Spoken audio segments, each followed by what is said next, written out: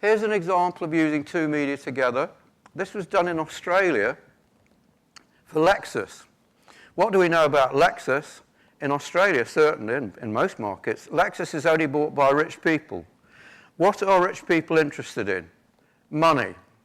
That's how they got rich. What interests them most about money? Well, research shows that people are more interested in retaining their money than getting more. People are much more worried about, men fear to lose more than they hope to gain. Yeah? So these people are interested in money. So on the night when they had the budget in Australia, my colleague over there had the idea of putting 3 economists in a studio and getting them to comment on the budget while it was being delivered by the Treasurer, recording it and sending this out to all the Lexus owners. And the Lexus owners really appreciated it because, you know, I'm not going to try and tell you how to do anything today because I'm not competent to do it. I'm just trying to give you some thoughts. This is what I think. I think that when you look at your communications or when you look at your website, when you look at anything, yeah, you simply ask yourself one question. How are people going to react? Are they going to say, these buggers are trying to sell me something again? Or are they going to say, well, that's really helpful? If they say it's really helpful, you're more likely to succeed. I didn't see very much of the previous presentation from Ben, but essentially what he was talking about was a very, very important thing which is much neglected, which is called making things easy to read and understand, as opposed to showing off about what a clever little designer you are. Yeah? That is an act of service. Every communication should be an act of service. If you don't think your communication is an act of service, try something else.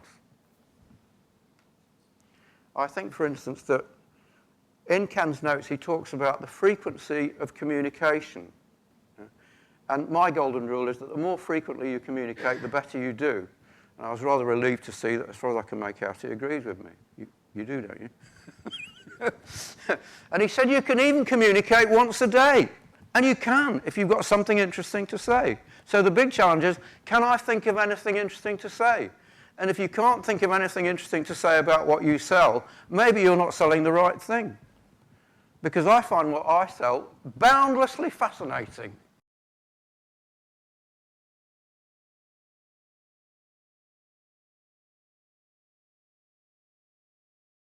So if you want to succeed, all you have to do, in fact, I'll tell you a little story.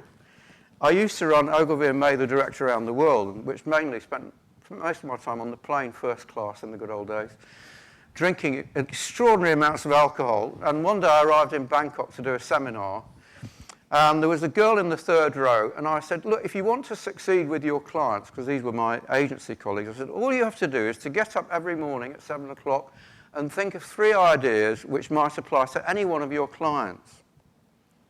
And the girl in the 3rd row said, Mr. Bird? I said, yes. She said, that doesn't sound easy. I said, did anyone tell you this business is easy? It's not easy. It's bloody simple, isn't it? And you know what? The next day she came up to me and said, Mr. Bird, Mr. Bird. And I said, I said, you're the one who asked the question yesterday. I'm sorry I was a bit rude to you. She said, I tried it this morning. It works.